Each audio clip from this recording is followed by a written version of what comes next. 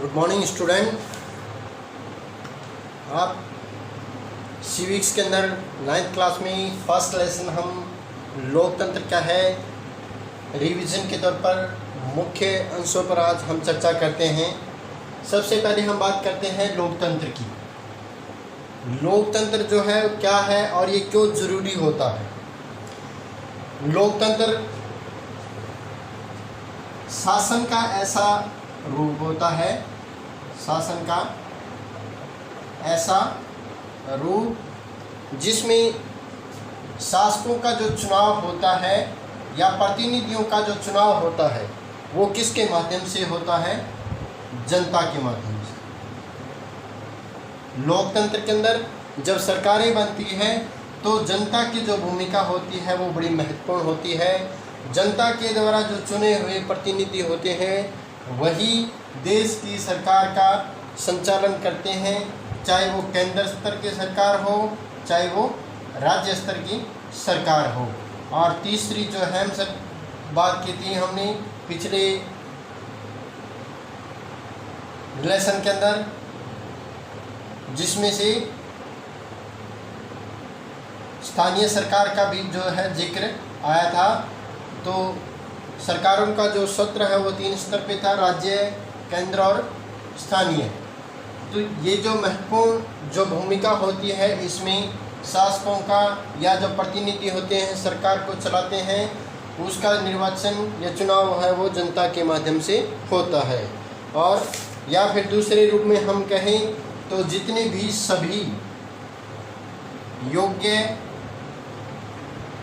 व्यक्ति जो जनता द्वारा चुने जाते हैं, जनता द्वारा चुने जाते हैं, वो सभी मिलकर सरकार का निर्माण करते हैं, लोकतंत्र का निर्माण करते हैं। तो इन प्रतिनिधियों के माध्यम से ही शासन व्यवस्था जो है चलाई जाती है, तो उसे लोकतंत्र कहा जाता है। लोकतंत्र में सबसे प्रमुख बात यही है कि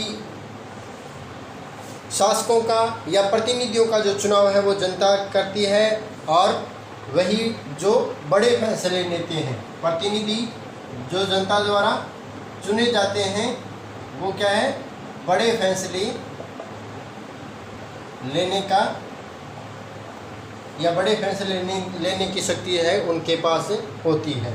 चुनाव के द्वारा जनता को वर्तमान शासक जो होते हैं यानी वर्तमान सरकार जो होती है उसको बदला जा सकता है। किसके माध्यम से? चुनाव के माध्यम से बदला जा सकता है। और एक दूसरे व्यक्ति को या किसी अन्य प्रतिनिधि को, किसी दूसरी सरकार को निष्पक्ष रूप से सरकार चलाने का अवसर प्रदान किया जाता है। इसके साथ साथ जनता में लोकतंत्री जो व्यवस्था है उसमें सभी लोगों को समान अवसर दिए जाते हैं। समान अवसर ये दिए जाते हैं और समानता के आधार पर ही प्रतिनिधियों का चुनाव होता है और सरकारों का संचालन होता है।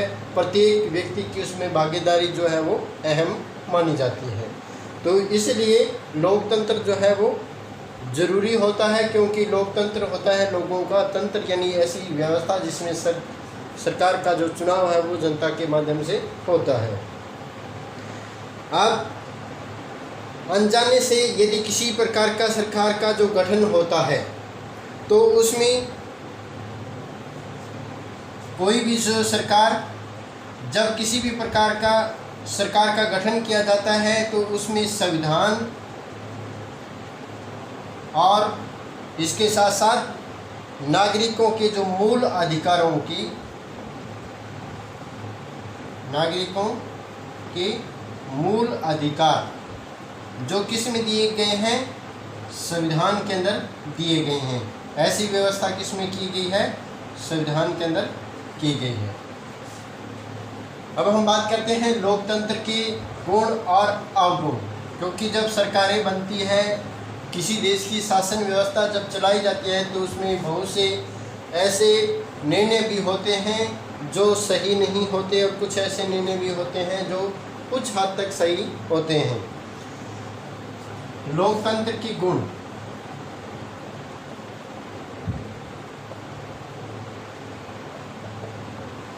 लोकतंत्र में गुण शासन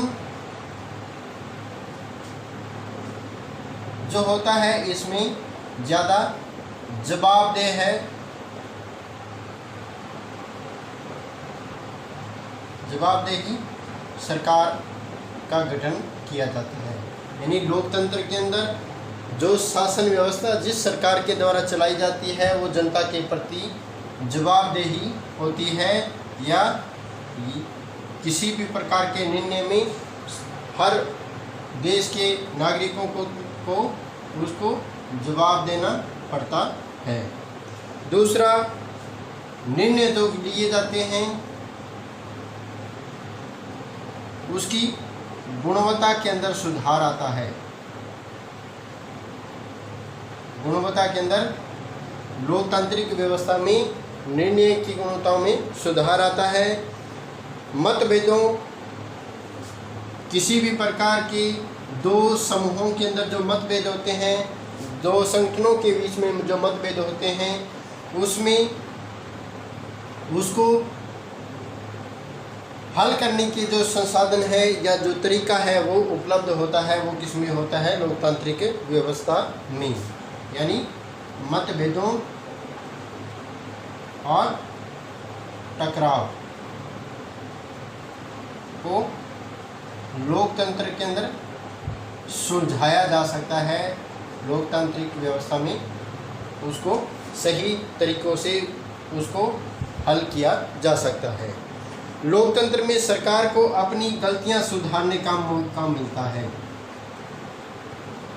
लोकतांत्रिक जो व्यवस्था है उसमें गलतियां सुधारने का मौका है वो सरकार में संवैधानिक व्यवस्था के अंदर दिया जाता है। ये थे कुछ लोकतंत्र के गुण। अब हम बात करते हैं जहाँ पे ऐसी व्यवस्थाएं जहाँ कुछ लाभ होते हैं वहाँ कुछ नुकसान भी होते हैं, कुछ उसकी अनियमितताएं भी होती है। तो लोकतंत्र के अवगुण भी गुण के साथ साथ जो है दिखाई देते हैं। अवगुणों में सबसे पहले जो है निश्चित, किसी भी प्रकार की जो निश्चित अवधि होती है या जो समय है उसमें नेता जो है वो बदल दिए जाते हैं या बदले जाते हैं, क्योंकि जो निश्चित हर 5 वर्ष के बाद में जो चुनाव होता है उसमें जो पुराने कुछ प्रतिनिधि चुने होते हैं उनका बदलाव हो जाता है, या सरकारों का भी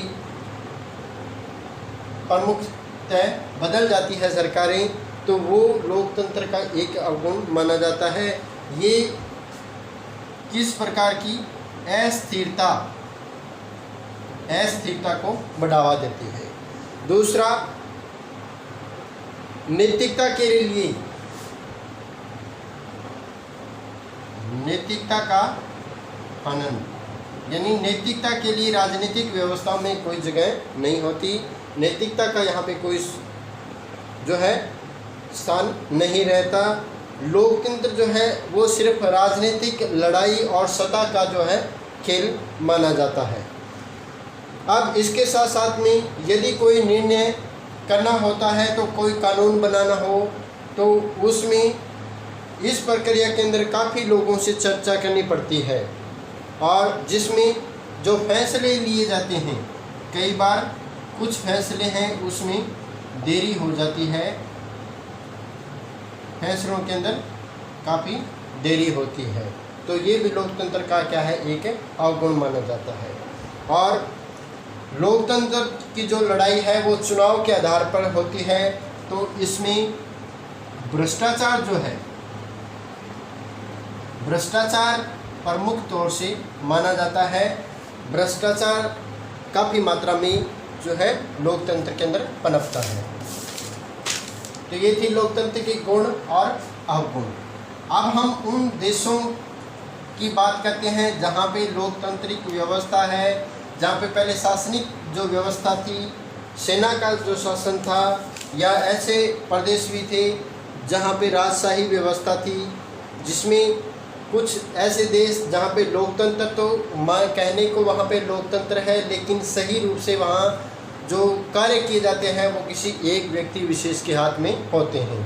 सबसे पहले हम बात करते हैं पाकिस्तान की।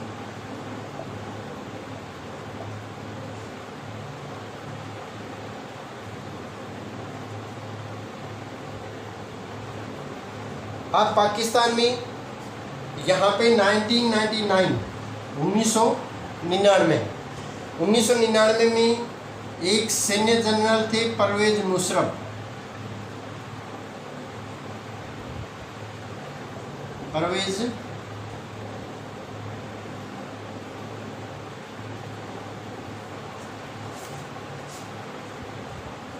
परवेज मुशर्रफ थे। इन्होंने शासन व्यवस्था जो है वो 1999 के अंदर अपने हाथ में ले ली थी। इसके बाद में सन 2002 के अंदर 2002 में इन्होंने अपना जो है पद बदलकर क्या कर लिया था, राष्ट्रपति का कर लिया था। और यहाँ का जो कार्यकाल है वो स्थायी समय के लिए 5 वर्ष का हो गया था, या 5 वर्ष का कर दिया गया। 2002 के अंदर ही एक लीगल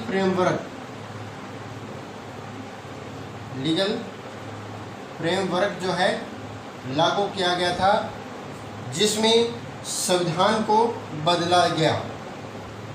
संविधान यहाँ पे बदल दिया गया था, या कुछ ऐसी व्यवस्थाएं थी जिसमें संविधान में बदलाव किए गए थे।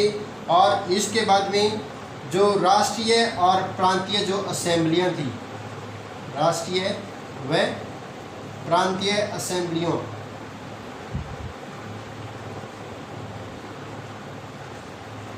राष्ट्रीय और प्रांतीय असेंबली के जो चुनाव थे वो उसको कराने का जो अधिकार है वो किसको मिल गया था, वो राष्ट्रपति यानी जो परवेज मुशर्रफ है उसको मिल गया था। या इनके राष्ट्रीय असेंबलियों को भंग करने का जो अधिकार है वो इनको मिला था। इसके बाद में यहाँ की जो व्यवस्था है उसमें मंत्रिपरिषद के काम का जो है, मंत्रिपरिषद जो है वो राष्ट्रीय सुरक्षा परिषद की, राष्ट्रीय सुरक्षा परिषद के जो कामकाज होते थे, जो कार्य किए जाते थे, उन पर निगरानी रख सकती थी। उस पर निगरानी रखती थी। और परिषद के जो सदस्य होते थे वो ज़्यादातर परिषद के जो सदस्य थे वो क्या होते थे, फौजी होते थे या सेना से संबंधित होते थे। और इस कानून के पास होने के जानने के बाद में असेंबलियों के जो है चुनाव है वो कराए गए। असेंबली के चुनाव जो है वो कराए गए थे। और ऐसे संविधान निर्वाचित जो प्रतिनिधि है वो चुनकर आए, जिसमें कुछ अधिकार उनके पास थे, लेकिन अंतिम सत्ता जो है वो किसके हाथ में थी, सेना के हाथ में। तो यहाँ पे प्रशासनिक जो व्यवस्था है वो किसके हाथ में है, सेना के हाथ में है, या परवेज मुशर्रफ के हाथ में थी जब 1999 और 2002 की बात करते हैं। अब इसके परिणाम क्या हुए थे, परिणामों की हम चर्चा करते हैं। तो जनता द्वारा जो प्रतिनिधि है वो क्या थे, वो असली शासक नहीं रहे। यानी जनता के द्वारा जो प्रतिनिधि चुने जाते हैं वो सही मायने में शासक नहीं रहे या उनके पास जो है शक्तियाँ नहीं थी। सारी शक्तियाँ किसके पास है? परवेज़ मुशर्रफ 2002 में, या फिर कोई भी शक्ति है वो सबसे बड़ी अहम जो रोल है वो यहाँ पे किसका है? वो है सेना का। प्रशासनिक जो व्यवस्था या राजनीतिक रूप से सेना का जो प्रभाव है वो यहाँ पे ज़्यादा है। मुख्य सत्ता जो है वो जनरल परवेज़ मुशर्रफ के पास थी और राष्ट्रपति के तौर पर उन्होंने सन 2002 के अंदर खुद को पेश किया था और पाकिस्तान को जो है ऐसी व्यवस्था को पाकिस्तान में लोकतांत्रिक व्यवस्था जो है वो नहीं कही जा सकती। इसके बाद में हम बात करते हैं जिम्बाब्वे की।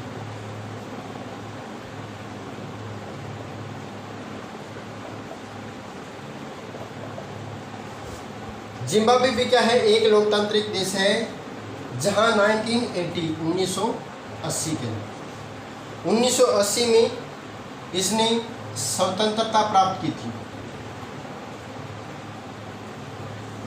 और तब से यहाँ पे एक पार्टी जिसका नाम है जानू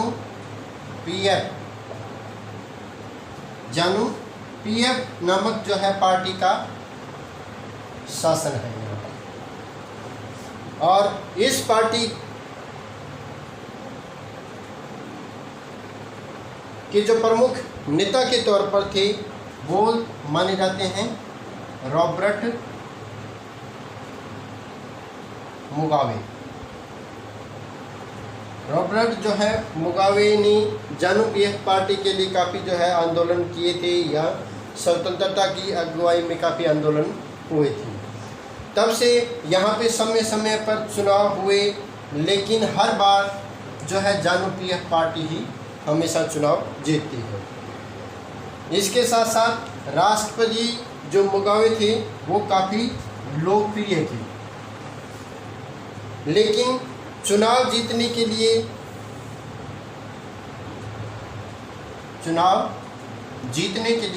इन्होंने काफ़ी जो है गलत रास्ते अपनाए थे, गलत रास्तों का इन्होंने प्रयोग किया था और सरकार के अपनी जो है सत्ता बढ़ाने के लिए, जवाबदेही घटाने के लिए काफ़ी बार जो है संविधान के अंदर बदलाव किया था। संविधान में बदलाव सरकार के द्वारा किया गया था या जानू पीएफ पार्टी के द्वारा किए गए। विपक्षी दल के जो कार्यकर्ता थे उनको काफ़ी मात्रा में परेशान किया जाने लगा और इसके साथ साथ उनकी जो सभाओं में काफ़ी है बाधाएं पहुंचाई जाने लगी। तो सरकार के खिलाफ जो है जन प्रदर्शन जब भी किसी अन्य पार्टी या विपक्षी दल के द्वारा किया जाता था तो प्रदर्शन के लिए वहाँ पे अवैध थे या मनाही, पूर्ण रूप से जो है प्रदर्शन की मनाही कर दी गई थी। यानी एक तरफ से जो पूरी शासनिक व्यवस्था पर पूर्णतः जो है दबाव बनाया गया, जनता पर दबाव बनाया गया, विपक्षी पार्टियां जो है वो इसका विरोध नहीं कर सकती थी। टेलीविज़न, इसके साथ साथ जो मीडिया है जिसमें टीवी, इसके साथ साथ रेडियो, यहाँ तक कि जो समाचार पत्र थे वहाँ पे उन पर भी जो है सरकार का जो है नियंत्रण होता था और वे जो टीवी चैनल होते थे या रेडियो के जो चैनल थे ज़्यादातर सरकारों के अगुवाई में ही काम करते थे या उनकी ही प्रशंसा करती थी। कई ऐसे स्वतंत्र अखबार थे जिन्होंने सरकार के खिलाफ जो है काफ़ी प्रदर्शन किया था और उनकी वजह से उन समाचार जो चैनल होते थे या अखबार होते थे उनको काफ़ी जो है परेशानियों का सामना करना पड़ा था। अब इसके परिणाम क्या हुए थे? लोकतंत्र में शासकों की जो मंजूरी है, शासकों की मंजूरी जो होती है वो ज़रूरी है, लेकिन वहाँ उनके पास शक्तियाँ जो है वो पर्याप्त नहीं, उनको शक्तियाँ पूर्णतः नहीं प्राप्त। तो ये थी लोकतंत्र में ऐसी शासनिक व्यवस्था जिसमें लोकतंत्र तो माने जाते हैं, लेकिन जहाँ पे किसी एक पार्टी या सैन्य शासन की जो है व्यवस्था, वहाँ पे सबसे ज़्यादा प्रभाव उनका रहता है। ऐसी हम दूसरे लोकतांत्रिक देशों की बात करें, जिसमें जैसे चीन में प्रमुख तौर से जो जनमत संग्रह होता है चीन के अंदर, यहाँ पे चीन की जो संसद है जिसे राष्ट्रीय जन कांग्रेस कहा जाता है, राष्ट्रीय जन कांग्रेस, जिसका सबसे ज़्यादा अहम प्रभाव यहाँ पे है। और इसको चुनने के लिए प्रत्येक 5 वर्ष के बाद में जो है चुनाव होते हैं। और सबसे महत्वपूर्ण यहाँ कम्युनिस्ट पार्टी की जो है सरकार बनती है, राष्ट्रीय जन कांग्रेस की ही सरकार बनती है, प्रतिनिधि द्वारा चुने गए। और कुछ वे अपनी जो शक्तियाँ हैं उसका प्रयोग वो इसमें करते हैं। इसके साथ साथ यहाँ के जो राष्ट्रपति का चुनाव है वो किस प्रकार होता है। यहाँ राष्ट्रपति के चुनाव के अंदर संसद के पूरे संसद से लगभग 3000 जो सदस्य हैं वो चुने जाते हैं। 3000 जो सदस्य हैं वो चुनकर आते हैं। जो राष्ट्रपति नियुक्त करने का जो अधिकार है वहाँ पे उन 3000 सदस्यों के पास होता है। अब चुनाव के अंदर जो चीन में चुनाव है वो किन सदस्यों को लड़ने की अनुमति है। 2002-3 में हुए चुनाव में सिर्फ चुनाव लड़ने की अनुमति मिली सिर्फ जो कम्युनिस्ट पार्टी है, कम्युनिस्ट पार्टी के जो सदस्य थे उनको ही चुनाव लड़ने की अनुमति थी। और इसके साथ साथ इसके जो 8 सहयोगी सदस्य थे उनको चुनाव जो है लड़ने की अनुमति दी गई थी। जो सरकार हमेशा यहाँ पे क्या है, कम्युनिस्ट पार्टी की ही बनती है।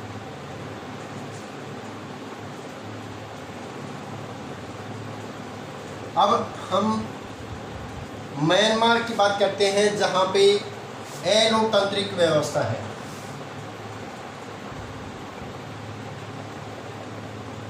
म्यांमार, अब म्यांमार में ये जो देश है वो किस प्रकार एक अलोकतांत्रिक है। यहाँ पे म्यांमार के अंदर सैन्य जो शासक है लोगों द्वारा निर्वाचित नहीं होते। यहाँ का सैन्य शासन लोगों द्वारा नहीं चुना जाता, नहीं होता। और जिन लोगों का सेना पर नियंत्रण था वे देश के शासक बन गए और शासक के निर्णय में ही जनता की जो है किसी भी प्रकार की जो है भागीदारी नहीं थी। यहाँ पे जनता की भागीदारी नहीं थी। और जहाँ पे जनता की भागीदारी नहीं होती वहाँ पे अलोकतांत्रिक व्यवस्था जो है मानी जाती है। अब ऐसी ही कुछ देश जहाँ पे जैसे सऊदी अरब है, वहाँ पे काफ़ी मात्रा में महिलाओं को जो है अधिकार नहीं दिए गए। वहाँ पे जो महिलाएं हैं वहाँ पे महिलाओं को मतदान करने या वोट डालने का जो है अधिकार नहीं दिया गया। इसी प्रकार फिजी जो देश है, यहाँ के जो मूल नागरिक हैं उनको भारतीय मूल के जो नागरिक हैं, भारतीय मूल के जो नागरिक हैं उनसे फिजी के जो नागरिक जहाँ की वहाँ के जो मूल निवासी हैं उनके पास इनसे ज़्यादा जो है भारतीय मूल के नागरिकों से शक्ति जो है काफ़ी ज़्यादा दी गई है। तो ये कुछ देश थे जहाँ पे लोकतांत्रिक और अलोकतांत्रिक व्यवस्थाएं हैं, या उनमें शासन व्यवस्था का जो है संचालन वो किस प्रकार हुआ था। तो लोकतंत्र क्या है और इसमें लोकतंत्र क्यों ज़रूरी है, इसके साथ साथ कुछ ऐसे देशों की हमने चर्चा यहाँ पे की जिसमें कहने को तो कुछ देश लोकतांत्रिक व्यवस्थाओं से है, लेकिन ऐसी व्यवस्था में जनता की जो भागीदारी है वो वहाँ पे प्रमुख तौर से नहीं है। तो इसके मेन जो कंसेप्ट थे वो आज इसमें कंप्लीट किए। Thank you.